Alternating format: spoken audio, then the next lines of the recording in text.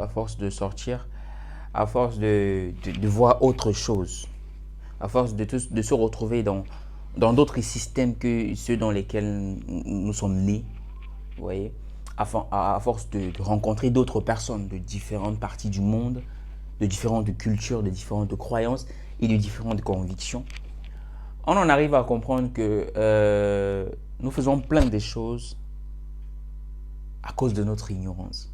Nous faisons plein de choses à cause du fait que nous sommes tellement cloîtrés, nous sommes enfermés dans un cercle de croyances et de convictions qui n'ont rien à voir avec la réalité. Rien à voir du tout avec la réalité. Pourquoi je dis ça? C'est parce que je me rends compte en fait qu'en Afrique, par exemple, au Cameroun en particulier, il y a des sujets de prière, par exemple, qui n'ont, je ne veux pas dire qu'ils n'ont pas de sens, mais qui ne devraient pas être des sujets de prière. C'est pas sûr, je comprends. Et il y a des sujets de prière, il y a des espérances qui en réalité devraient être des actions, mais que les gens font tous les jours, au lieu de travailler, au lieu d'aller et faire des actions, ils préfèrent s'enfermer quelque part et prier, et prier, et prier.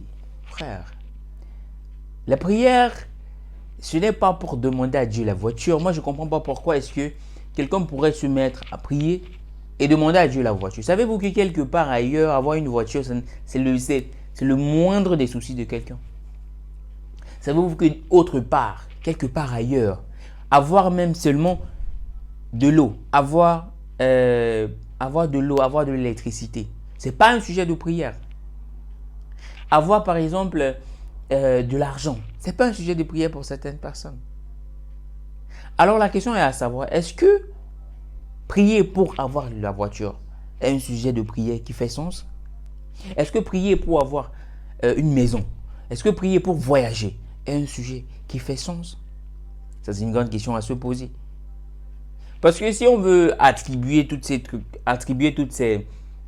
choses à Dieu, à dire que ok, c'est Dieu qui m'a donné la voiture, c'est Dieu qui m'a donné la maison, c'est Dieu qui m'a permis de voyager, alors nous voulons dire que notre Dieu est injuste parce qu'il y a d'autres personnes qui ont prié plus que toi, d'autres personnes qui ont fait plus de choses que toi, et puis qui n'ont pas pu voyager.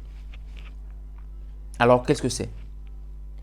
Mais la chose c'est que Dieu nous a donné l'intelligence, Dieu nous a donné tout ce qu'il faut, il nous a donné tout ce qui va avec, afin que nous puissions accomplir des choses selon un système bien déjà préétabli. Cela dit, prier pour l'argent, ce n'est pas le sujet de prière, ce n'est pas un sujet de prière. Mais prier pour que Dieu t'accorde la connaissance, il t'accorde les opportunités afin de faire de l'argent, ça c'est un sujet de prière. Alors je pense qu'il est temps pour nous, chers amis, de changer notre façon de prier. D'arrêter de prier pour la voiture, d'arrêter de prier pour l'argent, d'arrêter de prier pour la maison, arrêter de prier pour voyager, non. Mais plutôt de savoir pourquoi est-ce que nous voulons faire toutes ces choses. Pourquoi est-ce que nous voulons voyager? Pourquoi est-ce que nous voulons la voiture? À quoi va me servir la maison que je veux? Pourquoi est-ce que je cherche cette maison? Alors l'utilité de ces choses, c'est à cet effet-là que nous prions devant Dieu. C'est cela qui fait un sujet de prière. Un sujet de prière sincère.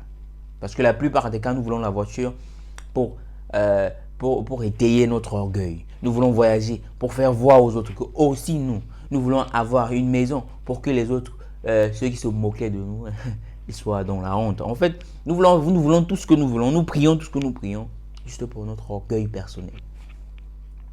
Alors, cher ami, je t'invite vraiment à revoir tes sujets de prière. Ou du moins à revoir ta façon de prier et savoir que ne prie pas pour le résultat, mais prie pour l'objectif. Pourquoi est-ce que tu pries? Pourquoi est-ce que tu veux ce que tu pries pour? C'est ça qui fait la quintessence de ta prière. Je suis Veul's Afrique de Impact All Generations et je suis fier de voir que au fur et à mesure et à sa vitesse, nous avançons peu à peu et que de jour en jour, des gens se joignent à notre course et qu'ils s'instruisent aussi avec nous.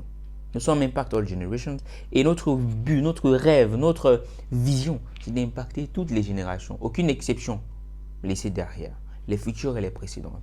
Je te remercie pleinement et je te dis à très bientôt.